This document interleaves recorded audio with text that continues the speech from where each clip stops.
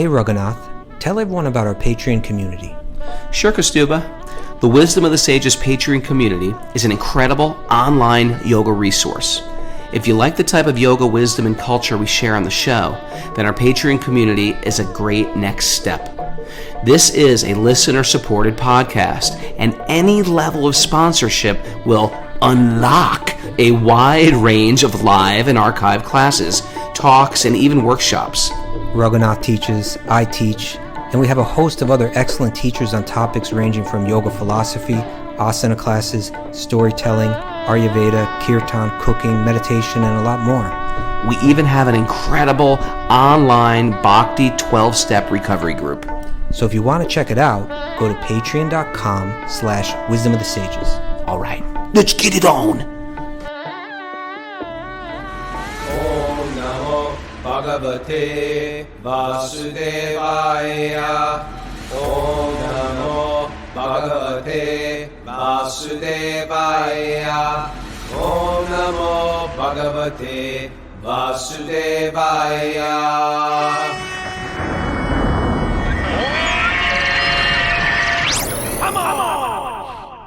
Live from Super Soul Farm, this is Wisdom of the Sages, a daily yoga podcast with your host, Raghunath, and co-host and senior educator at the Bhakti Center in New York, Kaustubha. Welcome to the show, everybody. It is Thursday. Welcome to Thursday's study of the Srimad Bhagavatam. And, before we get into anything today, we have a guest from the Bhakti Center, but he's really a guest from my heart, right? In Bhakti, we keep people close to us in our heart. Doyal Gauranga. I've known this guy for a long time, right? He's been around a long time, but I knew him when you were just a little Vaishnav pup, and you were an adorable pup, and now you're like a beautiful, mature leader in the Bhakti movement. A beautiful dog. Now you're like a beautiful, fully grown dog. Like a wonderful, horse. Beautiful, devotional, fully grown dog. A beautiful horse. Horses are beautiful. How are you, Doyal? I'm doing great. It's so beautiful to see you and everybody here live on Zoom and the wonderful family that comes together every day. And of course, so many people listen in. And I just love being around both of you, Kaustubha and Raghunath, and also Mary and everybody. So my morning is jolted. Okay. Kaustubha, have you noticed that Doyal Gauranga's Instagram following is massive? I mean, I was on Joe Rogan, Rich Roll. I'm a hardcore celebrity, and I'm a yoga teacher that travels around the world. And he somehow surpassed me, and I'm furious about it. And I'm just a little pup. I'm furious about it. There's no marketing team. He just writes. You know what it is? He's got good content. He writes like these beautiful devotion, and he's been accused of buying followers. But he's buying followers. Buying followers. But he doesn't. He's just very sincere about what he writes. But I see what you do, Raghunath. You're using those strategies like drop a heart if you're into that. You're trying. I see what you're doing. Engagement. That's a technique. It's called engagement. Okay. helps your algorithms. I'm doing all the inorganic ways, and he's so organic and beautiful. Follow Doyal Gauranga at. Put it on the board, Doyal. Doyal Gauranga. Oh, Doyal Gauranga. It's Doyal, a D-A-Y-A-L. I changed it. You changed your. I was wondering Because everyone thought it was like an Irish name or something like that. Irish name, yeah, and the majority of Hindi and Sanskrit pronounces it Doyal. And I went through an email chain, and I saw that in an email that I had exchanged with Raghunath Swami, he spelled it Doyal, D-A-Y-A-L. Oh, wait a second. So you actually changed the spelling of your initiated name, like recently? Yeah, in the last few months. This is heresy. No, he went back to like the original. That's the point. I went back to the original. That's right. And people can still call me whatever they want, but that's how I spell it. I'm going to change my name to Raghunath. Raghunath Kripa Moya. Can I do that? No, he went add back stuff too. to the What's the original. rules? That was the point. He went back to the more authentic spelling. I've got your name wrong now in my phone book thanks to this little change. Okay. Raghunath, let's keep this moving forward. Doyal Gauranga Prabhu is the executive director at the Bhakti Center, which is a wonderful service, and he does a great job at it. And he's got an announcement for us today. Oh, wait a second. What is his position there? He's the executive director. And what are you? I don't really have a position. We I call give me- you. I say every day that you have this Yeah, position. You're we senior call me the educator, senior educator, and you but are it- what? senior Who educator- outranks who? That's what I want to know. Oh, he totally Who's outranks higher? me. He's higher than me. Because she But- was my senior by far. Although I am a board member. So. He was a in board what member, sense, and he's yeah. also the chairman of the Bhakti Center's vision team. Who do I Oh. listen to? You or you? Who's more in charge? He's in Like charge. if it comes It's to an always argument. always Kaustubha. He's in charge, and he has an important announcement for us, an opportunity for people out there. Take it away, Doyle. Opportunity for people out there. I'm gonna keep it also somewhat brief. This is, and I'll mention, this is for people living in the New York City area specifically. We're hiring at the Bhakti Center. We want people to join our team. We have a lot of big goals and visions and things we want to do in the coming year and beyond, and we need some very dedicated, sincere-hearted, qualified souls to join our team and help us out. Look at Kelly Skinner perking up over there. I see she's like, okay, you want an opportunity? What is You going can on? get in on this. There's a few roles that we have. One specifically is a big one that we're looking for. And when we created this role, or when we developed it, I just thought there's got to be someone in the Wisdom of Sages community that would be perfect for this. What is it? Maybe I'll do it.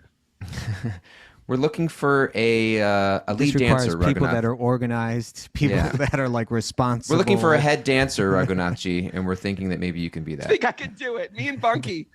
We're looking for seriously, we're looking for a program manager. It's a full-time position. It's a paid position. This person would work with our program director, along with myself, to ensure the smooth functioning of all aspects of programming, specifically in relation to planning, strategy, teacher communications, and continuous program development and improvement. So we have a lot of both in-person and online programs at the Bhakti Center. This person would help to ensure that they run smoothly, would also be involved in like working with our program director to bounce ideas off in relation to strategy, cohesion of our programming, working a lot with our teachers to make sure that our teachers have a smooth experience and have what they need and are taken care of. So as an example, Wisdom of the Sages wants to do a day immersion at the Bhakti Center sometime in the summer. The program manager would be direct in touch with Raghunath and Kaustubha to make sure they have what they need, talk about the program, ensure the students have a smooth experience, as an example. So All we're the looking for a deets. full-time program manager here at the Bhakti Center. What else is available? We're also looking for a part-time marketing manager. This is a part-time role that would work directly with me to help communicate the message of the Bhakti Center through a clear and holistic marketing strategy. So we have email channel communications, we have social media, we have targeted marketing through previous students who may be interested in their next step in Bhakti. This requires some experience in marketing. It's not I'll clarify, it's not a graphic designer work or an aesthetic work that would be done separately. This is somebody who would help to make sure that we communicate our message and our programs in a clear and strategic way. So marketing manager. But that person would have to live in New York to do that? Yeah, maybe not. Maybe not. It would be preferable to live in New York because we think it's important for them to kind of be present for physical things that happen in the center. Gotcha. And so we'd want them to be able to attend physical events. And so you don't have to be as close, like as present physically, but it would be very helpful. It's preferred. It's more preferred. Do the people have to believe in God? It's preferred. That might be a bias. Like it might be illegal. Not Don't hiring. complicate things, Raghunath. Let him keep moving on here. We measure things according to the straightness of their tilak. Okay, all right, I'm out. We have a device that measures that. And the last paid role that we have, although we do have a leading candidate for this third role, but we're still communicating. It is our community care coordinator. It's a full-time role to develop and oversee care initiatives which help our community feel connected, inspired, nourished, and supported in their spiritual life. This role does require someone to have an understanding and a practice in the Bhakti tradition as we follow it, because it's care across all segments of our community, but also our community of practicing Bhakti yogis. And so it does require certain spiritual stature, although anybody can apply. So program manager, marketing manager, and a community care coordinator. Those are the three paid roles that we have to hire as staff. We also have our wonderful and beloved Julie Blondina, who's here, I believe, in the Zoom chat. We call her Um, Jules. Jules. Jules. She is our newly hired reception manager. She's part of our staff here at the Bhakti Center, and she is looking for some assistance in the reception department. If anybody would like to be a receptionist at the Bhakti Center, I believe specifically in person, to help greet guests, check them into programs, be at our front desk, our first facing person that people can be greeted by at the Bhakti Center. She's looking for some help and some assistance in that regard also. So if somebody would like to just do a small part-time or volunteer as a receptionist, they can get in touch with Julie at bhakticenter.org. Or for all of this, you can just go to our website, bhakticenter.org, and at the top there's a Join Our Team tab. If you just click on the Join Our Team tab, you'll get all the positions there, and there's hyperlinks that you can just go to the job descriptions of any of those positions, as well as an email that you can contact if you'd like to apply. You know, and I'll say this about that volunteer role, working reception. You know, that might sound like a relatively mundane kind of thing to do, you know, like I work at the front desk. But actually, in this context of at the Bhakti Center, it's not only is it an essential role in the center, but it's like it's a real way to practice bhakti in a really direct way, you know, because you're responsible when someone walks through that door. How they're greeted is so important, and the care, you know, the heart-to-heart care that you show that person is really important in terms of how people will receive the message of bhakti. I know it's something that Radha Swami gave so much emphasis to at the Bhakti Center, like how people are greeted, how people are cared for. And so Julie's a great person to take up the head of that responsibility, and it's a really important role. And I really recommend, if you live in the New York area and you want to do some service, that's really a great place to start. You know, join that volunteer team. Do it for a few hours once a week or something like that, and it's something you can really benefit from. Whoever greets you, that says a lot about your organization right there. I remember in the old days, it was like there was no greeting. You just sort of like wander into the temple, sort of lost. It's not old days. It's the way it is in a lot of. We're trying to change that. Bunky Bihari Vivi in Switzerland says that she's wondering if reception is a politically correct term and prefers client service management.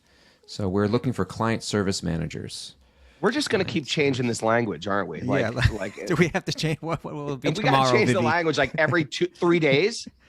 Okay, what's politically incorrect now? Receptionist is like a. Well, I don't see the problem with that. You're receiving someone. It's reception, you know. How dare you say that, Kaustubha? How dare you? Right. Anyway, it's a great opportunity to serve all those. So thank you, Doyle, for bringing that to our attention. Thank you for giving the opportunity to share. Again, bhakticenter.org, join our team tab, and please reach out if you have any interest. All right. If they're getting paid for the job, do they make spiritual advancement? They do. If they do it well. Ultimately imagines, you know what, Raghunath, that's an interesting question. And you know Right? what, that's going to lead into our nugget today, because it has to do with the intention. If the intention is just to make money, then no. But if your intention is to serve with all your heart and to please the God and so on, then it's a different thing. Right. Yeah. Well, you know, also, when you look at the amount of money we're able to actually pay people, you see it very much equates to spiritual advancement. I thought I was going to get some fat paycheck if I became a program director. No? All right. Thank you, Doyle. I love you. I'm going to call you. Thank you guys today, so okay? much. Love you guys all very much. We can talk about Instagram strategies later. Okay. Yeah. Okay. And now got more people following you after this. Damn you. All right, Bo. Hey, Kaustubha, you know, I used to go when I was 19, I used to go to Integral Yoga and take yoga classes there. How were you greeted there? How were you greeted? I was greeted, welcome to Integral Yoga. How can I serve you? By this lady who I thought was an old lady, but now in retrospect, she was probably much younger than I am now. Okay. But she was like, welcome to Integral Yoga. How can I serve you? And I was like, how can you serve me? Are you kidding? That's the most beautiful thing I've ever heard. I don't know. I'm thirsty. I was just started thinking of different ways she could serve me. But yeah, it's great. Jules Blondina is going to be great at that job. I think we should get Bhakti Louie to get a little more like street smartness behind that front desk. Yo, what's up? Welcome to the Lower East Side, yo. Let's go worship Krishna. He would be a great greeter to the Lower East Side. He's good. I think so too. That hood like he does. Okay. All right. So what do you got for the Niggaroo Well, here? this isn't exactly a nugget, but I just thought it would be like a fruitful conversation to have, and it's in relation to something that's been a lot of our listeners may be aware of this. It's something that's come up in the news just within the past couple of days. Hmm.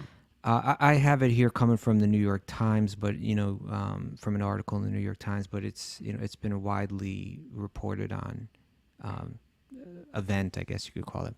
You read And the New York Times? yeah, Just curious. I mean, I You don't do. read the whole thing, but I read from it. You skim it. Yeah. Okay. So go this on. is this article was published. What's today's date? This was published on the 14th, so it's 3 days ago. And the title of the article is "Pastor Resigns After Incorrectly Performing Thousands of Baptisms." Oh my God. Oh my God. You sound This is like- horrible news. Is it horrible? What did he do to the people? No, it's well. This is the point. Is it a big deal or is it not a big deal? Well, Right it now? depends what he did. Okay, well, I'm going to read it to you. The pastor of a Catholic church in Phoenix changed one. This is the In Phoenix, we have people live on Zoom right now from Phoenix. Okay. The pastor of a Catholic church in Phoenix changed one word in administering the sacrament, rendering baptisms performed there invalid, the church said. Okay. So By this the is way, what- I know how to baptize a person because I went to Sunday school. I baptize you in the name of the Father, Son, the Holy Ghost. Amen. you did it correctly. That's it. You did That was it, correctly. right? You're saying Well- he did it wrong from that? It's a simple script. He said, instead of saying, I baptize you in the name of the Father and of the Son and of the Holy Spirit, he said, we baptize you in the name of the Father and the Son and the Holy Spirit. We meaning who? Well, it doesn't mention Church? what he meant. Whether that meant the church or whether that meant the community is really not clear. Okay, but I'll just read a bit. The Reverend Andreas Arango was leading a baptism at St. Gregory Catholic Church in Phoenix last year when some people in the pews heard a slight variation. You could have picked this up, Raghunath, because you know it. I was right? like, that's wrong. That's wrong. Yeah. They noticed a slight variation in the religious ritual. Quote, we baptize you in the name of the Father and of the Son and of the Holy Spirit, unquote, Father Arango said, his voice echoing in the church as he poured the holy water. But there was a problem. Saying we baptize was incorrect. The Vatican instructs priests to say I baptize. And if this is not said the way, and if it is not said that way, the baptism is deemed invalid. Church leaders investigated and determined last month that Father Arango had incorrectly performed thousands of baptisms over more than 20 years. Oh my God. That is Meaning- horrible. Well, is it horrible? Meaning Well, those... if they're not baptized and they're going to go to hell now, it's horrible. Well, that's the question, isn't it? So this is the question you're Well, saying. yes. Is it actually that bad? Well, Because that's how Christ did it in the Bible, at least. I mean, I didn't do mean, the translation from the I Greek, can't- but I can't speak...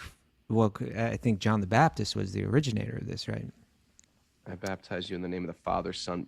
Although he Christ wouldn't wasn't have been even doing it that way. alive when Yeah, John the Baptist. he was alive, but in any case, the point being is that the Catholic Church has this certain ritual and the certain standard by which the ritual is meant to be carried out. And the Catholic Church has deemed that all of the baptisms done by this particular reverend are now invalid. Now, what does that mean, right? It was just because he said this word wrong. One word was wrong. And they're saying that, therefore, the sacrament was not carried out. And what does that mean to someone of the Catholic faith? Like, for instance, say that I was baptized by this reverend 15 years ago, 20 years ago. They say it goes back 20 years.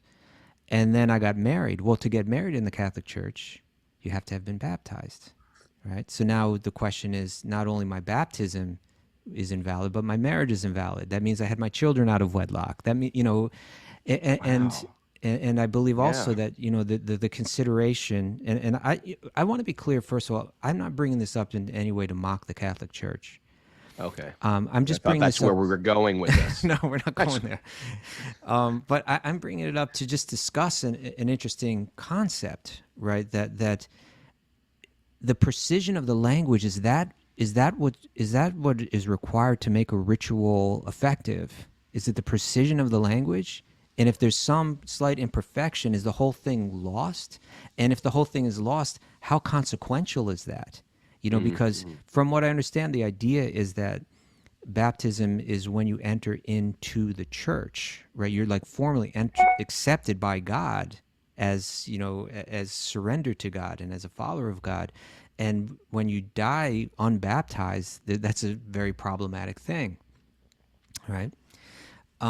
So if I've given my heart to Jesus, right? If I've read the Bible, regularly and tried to live according to the teachings of Jesus, if I've accepted Jesus within my heart, as my Savior, et cetera, but when I was baptized, the priest said one word wrong. Well, am I not accepted? Was my marriage not valid? Did I have my children out of wedlock? And is there consequences to that? It's an interesting idea, right? And it's an idea that plays out not only in the Catholic Church, but it plays out in, in so many different spiritual traditions, including the Vedic tradition, right? Yeah, where this stuff becomes real important. So before we get into this, what did the Catholic Church side on? It's all invalid or it's that valid? They deemed, it's interesting because this article, it quotes different experts, and whether they're from the Catholic Church or whether they're like academics who study the Catholic Church. But clearly they deemed it, the decision was that the baptisms were not valid. And all of his baptisms for the past 20 years were not valid. And not only that, like other people have like since looked at like recordings of their own baptisms from other priests and saw that the other priests did the same thing. So like how many thousands and thousands and thousands of baptisms are now deemed invalid? There's going to be so many of them. And not only that, but it appears like that this reverend was removed from his church. And the people of the church are standing up and saying, we love this guy. Like, why are you taking him away from us? Because he said this one word wrong. This person who's meant a lot in our lives and who's, he's been important in our spiritual practice. You're taking him away from us. And so they feel deprived of, in some way. This is the story of the wives of the Brahmanas, Kaustubha, right? Well, I think it's related to I could think of other examples in Bhagavatam that are even more like really on, really precisely on this. But yeah, I do think the stories of the wives of Brahmanas is related to that. But, it's interesting, right? You look at what is the Srimad Bhagavatam about. It goes back to something that we've been discussing regularly, right? But like even yesterday, we're discussing this, that the Bhagavatam is the mature fruit, the ripened fruit of the Vedic tree. It's the work of Vyasadeva in his maturity. It's the cream of the Vedic literature, meaning that this one incredible sage, incredibly empowered sage, Vyasadeva, provided this vast literature, the Vedic literature, which includes every part of this literature is massive, right? The 4 Vedas, it's massive, hundreds of thousands of Sanskrit verses. And the Upanishads, 108, incredibly deep philosophical texts. And then the Mahabharata, which is over 100,000 Sanskrit verses, including the 700 verses of the Bhagavad-gita. And then the Puranas, the Srimad Bhagavatam is one of the Puranas. It's 18,000 verses, but there are others that are more like 50 or 60,000 verses, and there's 18 of them, right? So he provided this incredibly huge amount of work. But what becomes revealed in the Bhagavatam is that it's coming in a progression, a progression of depth, a progression of insight, and in one sense, a progression of meaning, that when you get to the Bhagavatam, it's revealing all the highest truths. So although it's providing practices for people on different levels and paths and understandings for people of different levels, is meant to be moving in a direction. And that direction is ultimately not pleasure in the things of this world. And it's not even relief from the sufferings of this world, but ultimately it's divine love, right? Which delivers the highest pleasure and the highest relief, but is love for the sake of love, right? Like that's the full evolution that we're meant to achieve, that a human being is meant to achieve through this life, and that's all revealed in the Bhagavatam. So when we go to his earlier works, like the four Vedas, these were works that were aimed at people with a certain mentality, right? Like it was aimed at people that want the things of this world. That when they wake up and they look at the world, they think the purpose of this place is for me to find some satisfaction, but I want to do it in a way that is most beneficial. In other words, I have faith in these sacred texts, and I have faith that if I want the things of this world, that I can perform ritual and I can live piously, and I'll cultivate good karma this way, and I'll be able to enjoy the things of this world. And so, although Vyasadev's texts are authoritative and they're real and they're true, that's not the highest thing that he's offering us, right? But we'll find that in those texts it talks a lot about like ritual, and in those rituals, precision in chanting the mantras was considered very important, right? If you screw up the mantra, you screw up the ritual, and you don't get the result that you're looking for. Right. And so therefore, like when brahmanas are performing their rituals, they're commonly four, right? Like there's 4 Vedas, and there's an expert in each one of those Vedas that is participating in the particular ritual. And like even like Indian last names sometimes reflect this, right? You know what I'm talking about? No. Are you listening to me at all? Right? I am. Okay. Well, some people have the name like Chaturvedi or Trivedi, right? Like it means that they're as far as I understand, it means that they're from a Brahminical family, and they had mastered, if they're Chaturvedi, all 4 Vedas, right? Yeah. Or if they're Trivedi, then they've mastered 3 of the 4 Vedas. So like at least each one of these priests would have mastered at least one of the Vedas. And someone would be chanting the mantras, and another person would be listening to make sure that they're chanting all those mantras precisely. And if they found some inconsistent, like in other words, if there was a baptism going on in this context, there'd be not only one priest who's saying, what is it again? On behalf of Father, I baptize you in the name of the Father, Son, and the Holy Spirit. Yeah, so you can bring me in for all. You could be that priest. I'll be your expert. And if someone said, "We baptize you," say, "No, stop." Stop him right there. I'm like the umpire. That's right. And you would say, "You know what? You almost blew it, and this baptism was almost invalid. You have to say I," and they go, "Thank you," and then they say, "I baptize you." So that's of course, in these Vedic rituals, they're chanting long, hymns of mantras. But if they found any consistency, even in the pronunciation, right, then they would be stopped and they would have to be corrected. Right. I mean, I love it because we are, that's what attracted me to Bhakti, really. It was sort of like a heart overhead. We haven't gotten sort of there like, yet. Yeah. Huh? Well, we haven't gotten there yet. So like we're saying, the Vedas taught more that head over heart, right? It was like it had more to do with what you know and how precisely you perform the ritual. Sure. In the same way they're holding this priest to this right now. Yes, right. But we're saying so what we're seeing is within the Catholic Church, this is more like a karmic interpretation of ritual. It's more like it relates more to what the Vedas teach than what the Bhagavatam teaches. Now, when we get to the teachings of Jesus in the New Testament, that's more like what the Bhagavatam teaches, where everything is about your heart, everything is about your devotion, and that overrides everything. That's what we find in Bhagavatam, right? That well, even by the time we get to the Bhagavad-gita, right, we'll find that what matters, like Krishna will say, patram pushpam palam toyam yome bhaktya prayachati, right? If someone offers me a leaf, a flower, a fruit, or water, like if you read the Vedas, they're offering gold, they're offering very specific things. Here he's saying you can offer me almost anything. You can offer me a leaf, you can offer me some water, but if it's offered with bhakti, yome bhaktya prayachati, if that offering is made with devotion, then I will accept it, he says. And he doesn't say if that offering is made with precision chanted mantras, right? He says, if that offering is made with devotion, I accept it. So in the Bhagavad-gita, it's beginning to point that bhakti is the highest human pursuit. and it's showing what's essential, right? It's not even what you offer; it's what you offer with. And there's a term for Krishna, this kind of like heart over head. Do you know what term I'm thinking of, Raghunath? It's a Sanskrit term that speaks of Krishna. Are you there, Raghu?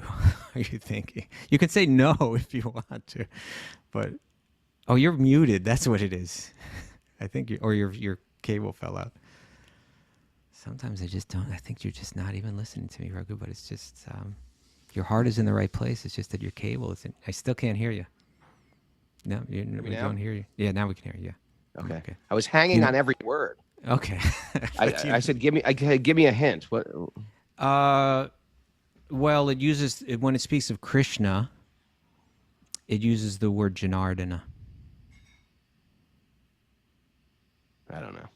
Bhava Grahi Janardana. You've heard that before? Baba Grahi Janardana. We were just yeah. hanging out with.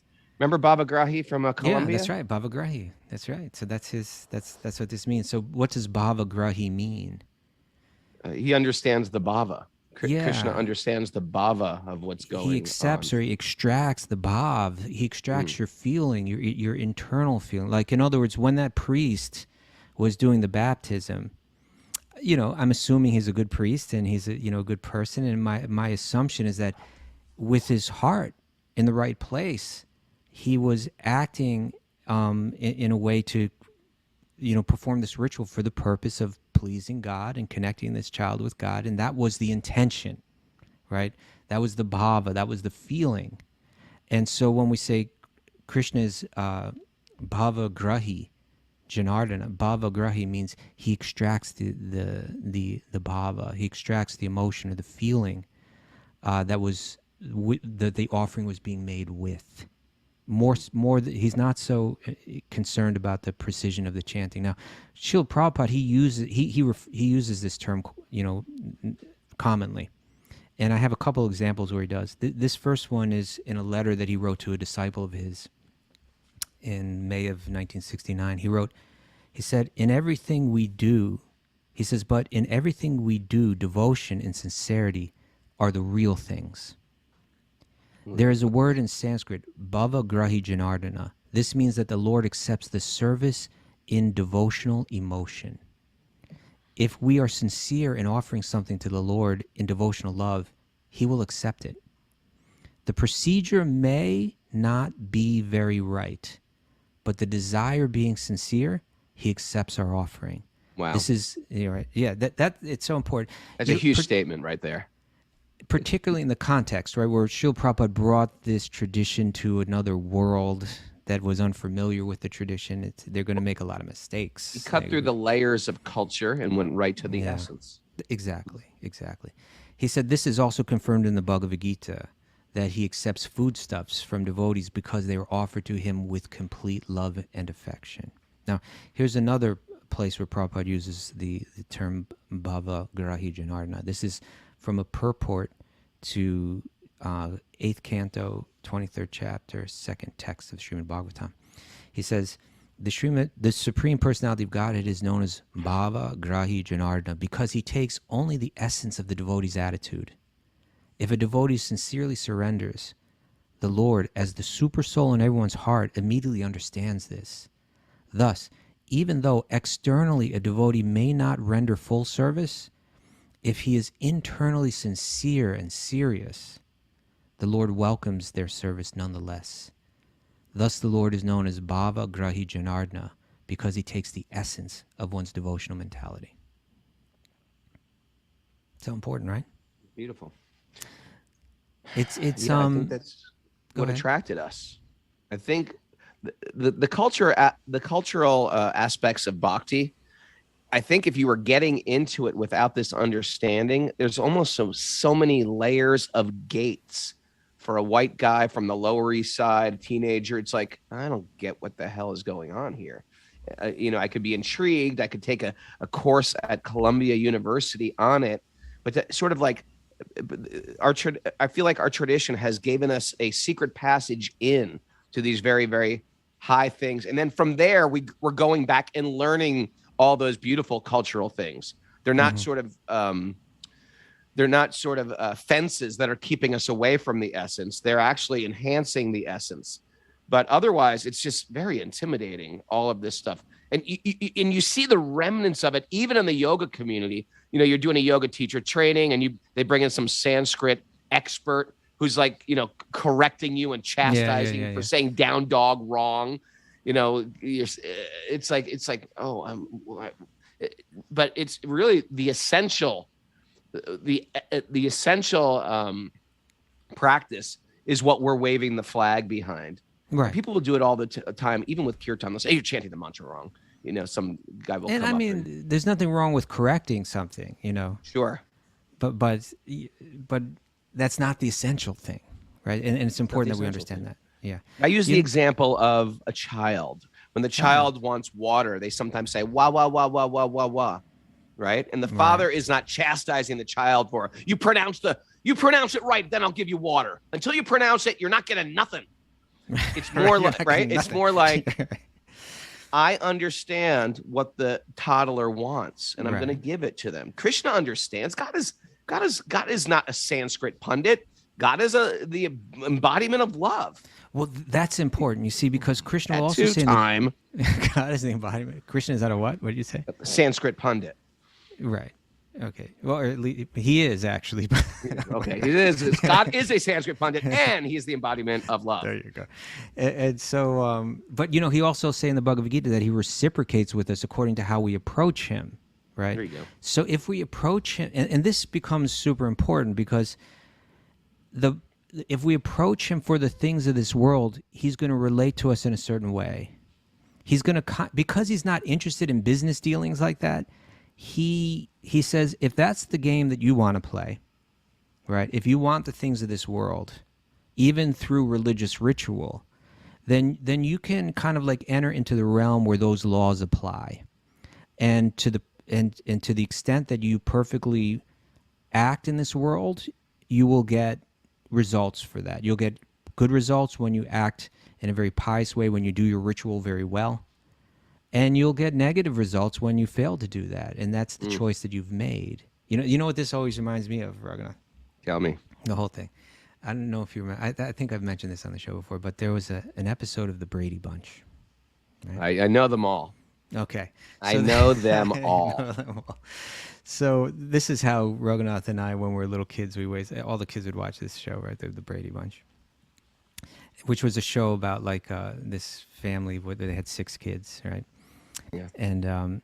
And so the eldest, the son was named Greg, and the show opens up with like he had picked up his little brother somewhere for something and drove him home, and when they got home, the little brother, kind of by mistake, I think, if I remember correctly, he's describing how his elder brother Greg was driving home, and he somehow reveals that like he was driving carelessly.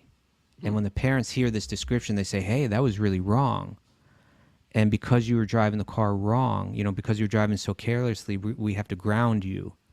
And you can't drive the car for the next week or something like that. Right? Do you remember this? I don't remember that episode, okay. actually. Well, I don't know how. Maybe as I give more details, you'll Give more details, please. I feel defeated. So what happens is he's disappointed about this, but the repercussions he begins to realize later how important it is, because he had planned to drive the car to pick up some tickets for a concert that he was going to take his girlfriend to on a date. Okay. Now he can't do that, right? So, and he's telling this to a friend on the phone, and the friend says, well, you know, they said that you can't drive the car, right? Which means they're referring to their car. But they didn't say you can't drive any car.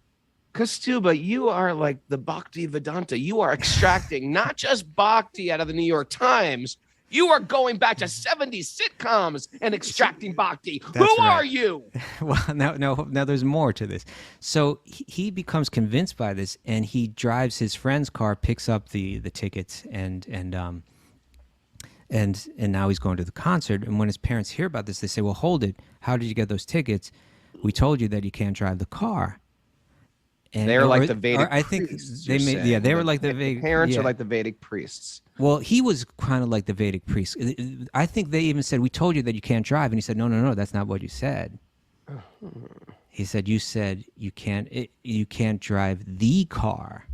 Meaning that, our car, but that particular car that I was driving before. But you never said that I can't drive any car. They didn't And they understand say, the well, essence, I they understand. said you knew what we meant, and he said, all I'm saying is I'm just following your exact words. And then the father says, oh, okay, if that's the way you want to play it, we can play it that way. But from now on, that's how we're doing everything. You want to live by exact words, then we're living by exact words. And then they later on, like the wife is saying to the husband, like, why did we let him get away with that? And he said, no, we're gonna see. Living by exact words is not like very easy.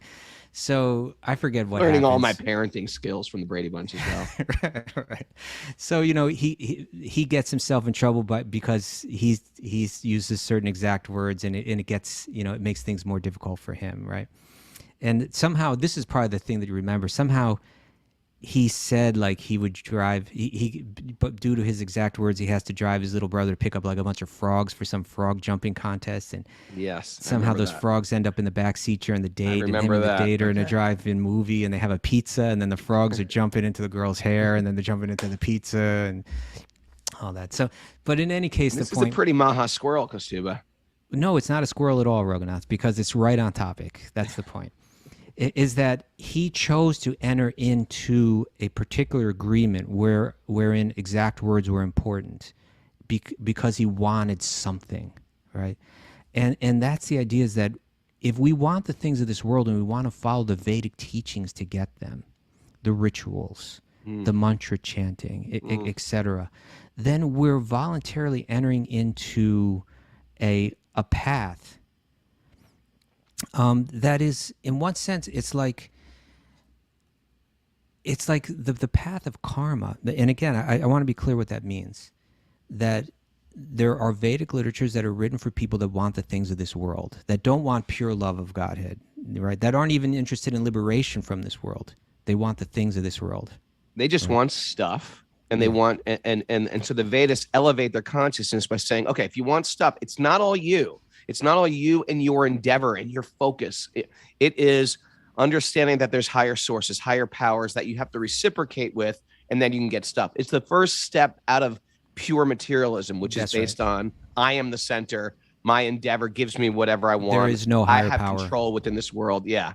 I don't need to follow anyone. So it's not a bad thing. It's an elevation of materialism, but it's not the final destination. It's a type of materialism that includes the idea that I'm meant to follow a higher authority in life, right? And that sense of surrender is a first step forward. And so when even Vedic paths, like the path of karma, which includes performing sacrifices and doing these religious ceremonies and mantra chanting and so on, they're problematic and ultimately frustrating by design, right? In other words, they're meant to frustrate us, to the degree that they avoid the pure motive of devotion to God.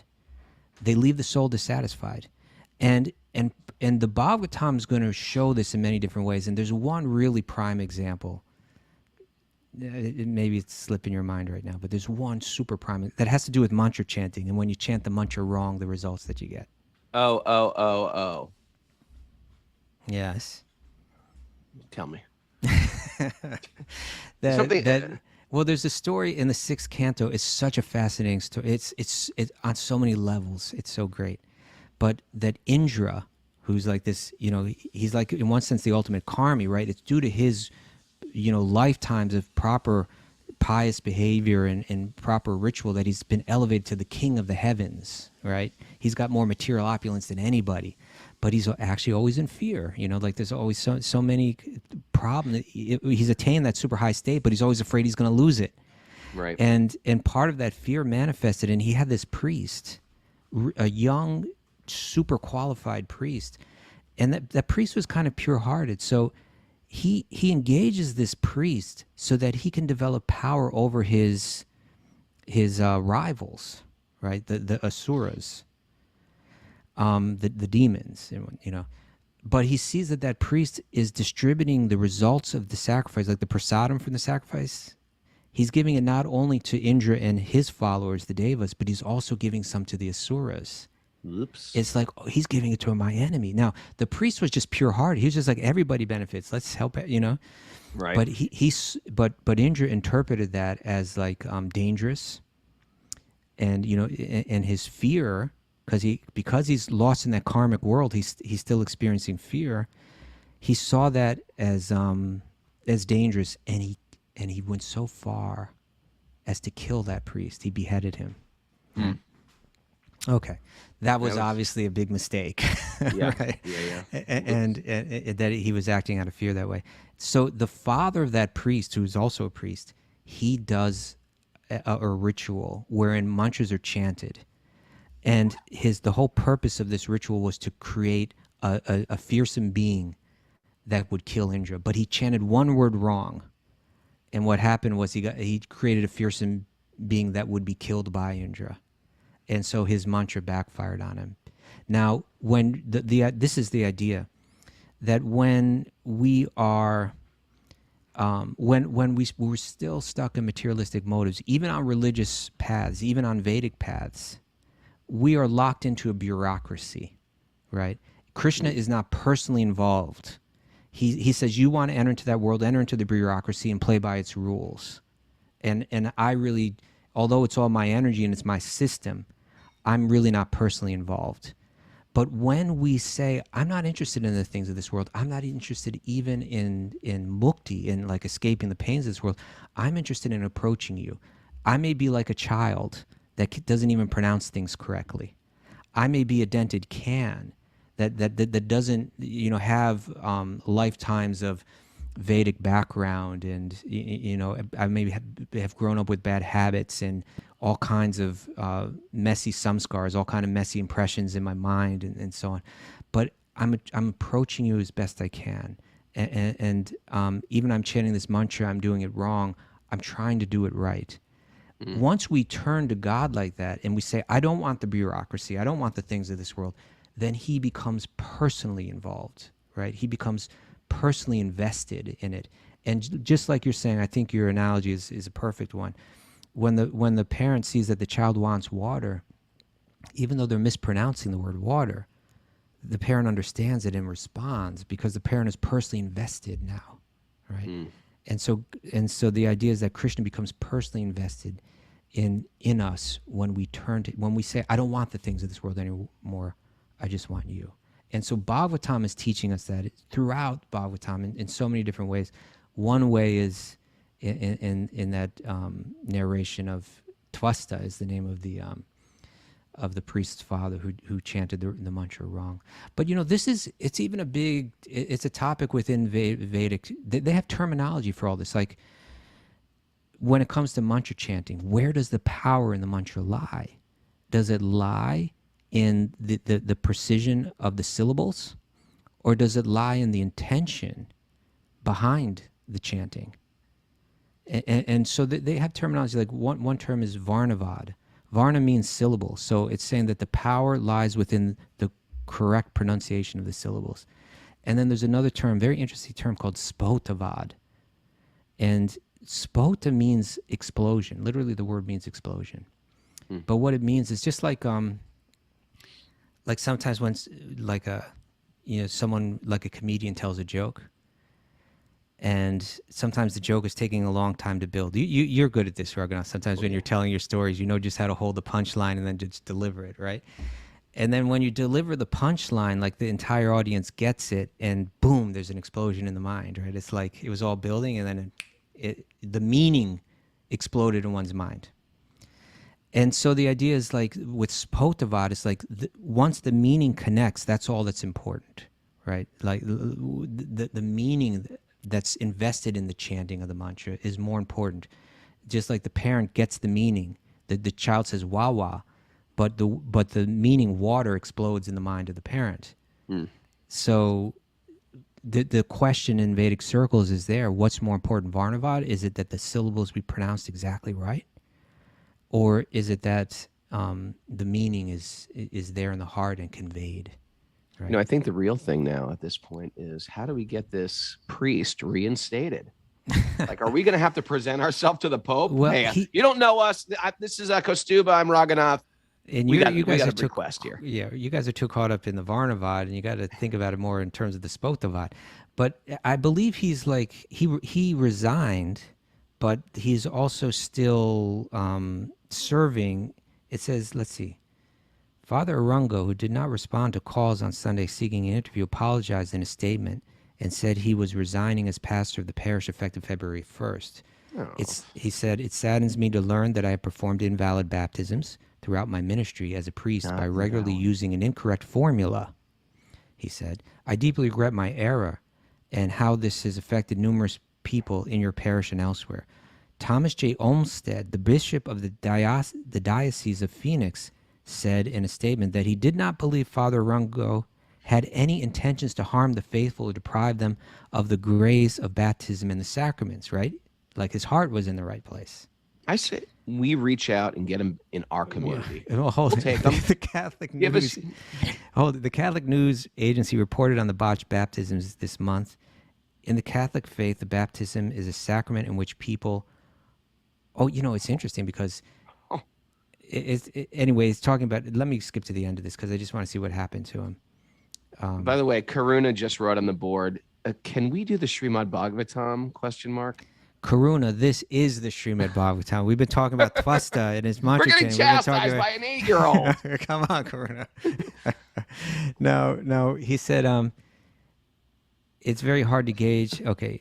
Father Arungo remains a priest in good standing and is still living and serving in the Diocese of Phoenix. Katie Burke, a spokeswoman for the diocese, said, his voluntary resignation allows him to dedicate his full-time ministry to helping and healing the families who are affected by this error. I mean, come on. Some members of the St. Gregory Church, however, some members of the St. Gregory Catholic Church, however, had wanted him to remain their priest. So he's been moved from one church to another. And a petition was circulated to keep Father Rungo as the church's pastor. Quote, rather than giving Father Andreas the opportunity to stay at St. Gregory and rectify the situation, the petition said, he's being removed from a community that loves and cares for him. A video shows dozens of people attending a farewell celebration for Father Rungo in January. In his letter to parishioners, he wrote, I sincerely apologize for any inconvenience my actions have caused and genuinely ask for your prayers, forgiveness, and understanding. So, yeah, it seems a shame, doesn't it? It's shame. Yeah. It's a real shame. Yeah. And we apologize to Karuna for not diving into the Bhagavatam. She likes the stories, the pastimes. But, these are all important things. These are important things. I like the fact that we can, you can extract spiritual significance in the New York Times, Kaustubha. And I'm sorry if I spent too much time on the Brady Bunch, Karuna. No, I wanted to thank you for that. Okay. I appreciate that. Poor Mara doesn't even know what the Brady Bunch is. She's so young. I watched the Brady Bunch when I was little. Oh, you see? Liar. She watched the Brady Bunch. No, it's Kelly true. Skinner definitely has. Kelly Skinner knows nothing. When we went on that trip together, Mara Yeah. and Kaustubha, remember we were trying to quiz Kelly Skinner. She knew nothing of old American culture. Okay. Hey, by the way, Karuna says she was not chastising us. She was just wondering, and that it's no problem. It's okay. It's all right. Yeah. What are our Anyway. takeaways today, Mara? What are our takeaways from the Takeaways today? the Bhakti Bunch? That's the name of the new Wisdom of the Sages, the Bhakti Bunch. Devotion trumps precision. Boom. It's not what you offer, but the love behind the offering. See? Okay. Good Yes, stuff. yes. When we have materialistic motives, we're locked in bureaucracy and precise rules. Mm-hmm. Mhm. Krishna sees our intention, not our dentedness. Yeah. Yes. Yeah. Krishna is personally invested in us when we turn away from material endeavors. Okay. Mm-hmm. Devotion and sincerity are the most important. That's true. Yeah. God is not a Sanskrit pundit. He's the embodiment of love.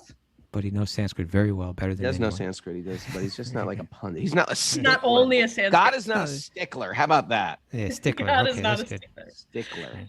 And the Bhakti Bunch says, don't take frogs to the drive-in. Do not ever take frogs to the Doot, drive-in. doot, doot, doot, doot. I could go for an Alice in my life right now. Okay. Actually, Bunky's sort of my sweet Alice.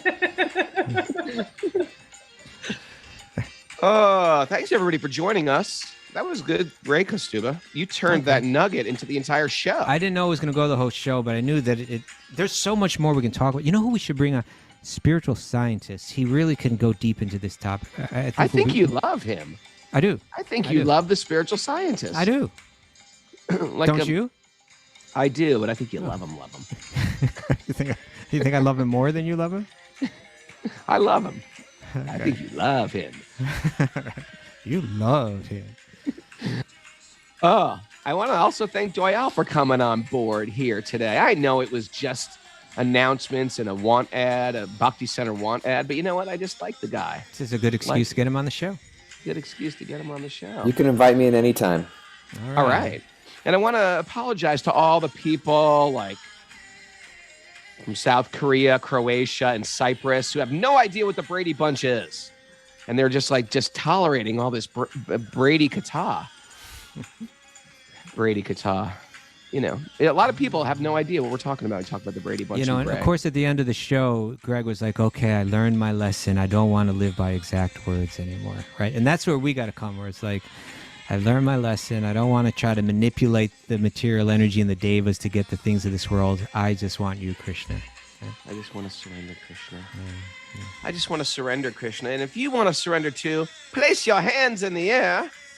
Hey, make sure you go to Apple Podcasts. Write us a review, everybody. Write us a review. Tell us what you think of the show. It means a lot when we get those numbers up there. I think it helps with the algorithms. That's what people have been slow with the reviews. So if you haven't written a review and you like the show, it's a nice thing to do. Write a review. Hey, you know what happened yesterday, Raghunath? I was walking down Fifth Avenue. Yeah. And somebody came up to you and said, "Hey, Kaustubha." Yeah, no, I was wearing the Wisdom of the Sages backpack, the ones that we handed out. I think we handed them out in Italy, right? Yeah. And so someone came up from behind me. Obviously, they were walking behind me, and they got up in front of me, and they looked at me. I think they wanted to see if it was me. And they said, "I listen every day. Thank you so much." Like that. That's pretty crazy. That's pretty crazy. But hey, if you're out there listening today, thank you so much for stopping me. I appreciate it. Yeah, you should have said to them, "Hey, well, write a review then, smart ass." No. Well, we know that they did. She's like, "I did write a review." Yeah. But I thought it was cool.